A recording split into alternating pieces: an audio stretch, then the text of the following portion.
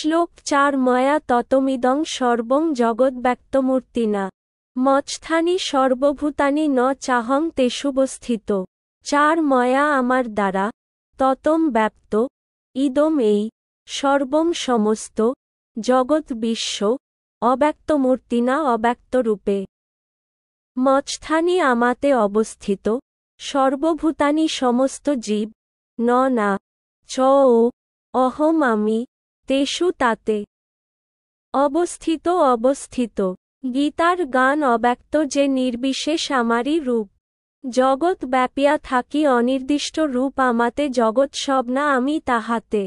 পরিণাম হয় তাহা আমার শক্তিতে অনুবাদ অব্যক্তরূপে আমি সমস্ত জগতে ব্যাপ্ত আছি। সমস্ত জীব আমাতেই অবস্থিত, কিন্তু আমি তাতে অবস্থিত নই। তাৎপর্য স্থূল ও জড় ইন্দ্রিয়ের দ্বারা পরম পুরুষোত্তম ভগবানকে উপলব্ধি করা যায় না।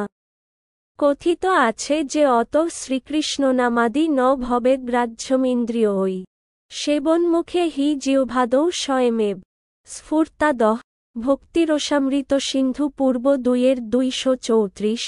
জড় ইন্দ্রিয়ের দ্বারা ভগবান শ্রীকৃষ্ণের নাম, রূপ, লীলা আদি উপলব্ধি করা যায় না। সদ্গুরুর তত্ত্বাবধানে যিনি শুদ্ধ ভগবদ্ভক্তি সাধন করেন, তার নিকট তিনি প্রকাশিত হন।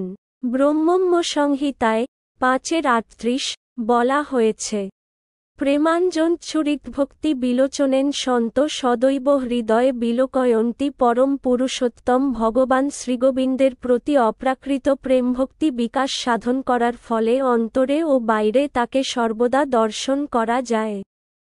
তাই তিনি সকলের কাছে প্রকট নন। এখানে বলা হয়েছে, যদিও তিনি সর্বব্যাপ্ত, সর্বত্র দৃশ্য, তবুও তিনি জড় ইন্দ্রিয়ের দ্বারা গোচরীভূত নন।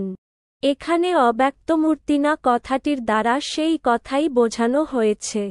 কিন্তু প্রকৃতপক্ষে, যদিও আমরা তাকে দেখতে পাই না, তবুও সব কিছু তাকেই আশ্রয় করে আছে। সপ্তম অধ্যায়ে আমরা যে আলোচনা করেছি, সেই অনুসারে সমস্ত মহাজাগতিক সৃষ্টি ভগবানের উৎকৃষ্ট চিন্ময় শক্তি ও নিকৃষ্ট জড় শক্তির সমন্বয় মাত্র। সমস্ত ব্রহ্মাণ্ডে সূর্যকিরণের বিস্তারের মতো ভগবানের শক্তি সম্পূর্ণ সৃষ্টিতে বিস্তারিত এবং সব কিছুই সেই শক্তির আশ্রয়ে বিদ্যমান। কিন্তু তা বলে এই সিদ্ধান্ত করা উচিত নয় যে ভগবান যেহেতু সর্বব্যাপ্ত, তাই তিনি তার ব্যক্তিগত সত্তা হারিয়ে ফেলেছেন। এই যুক্তিকে ভ্রান্ত বলে প্রতিপন্ন করবার জন্য ভগবান বলেছেন, আমি সর্বব্যাপক এবং সব কিছুই আমাকে আশ্রয় করে আছে। কিন্তু তবুও আমি সব কিছু থেকে স্বতন্ত্র। উদাহরণস্বরূপ বলা যায়, রাজা যেমন তার প্রশাসনের অধীশ্বর বা প্রশাসন তার একটি শক্তির প্রকাশ। বিবিধ প্রশাসনিক বিভাগে তার বিভিন্ন শক্তি এবং প্রতিটি বিভাগ তার ক্ষমতার উপর আশ্রিত। কিন্তু তবুও তিনি স্বয়ং প্রতিটি বিভাগে ব্যক্তিগতভাবে বর্তমান থাকেন না।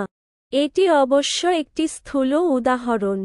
সেই রকম যা কিছু আমরা দেখি এবং জড় জগতে ও চিন্ময় জগতে যত সৃষ্টি আছে, সব কিছুই পরম পুরুষোত্তম ভগবানের শক্তিকে আশ্রয় করে বর্তমান।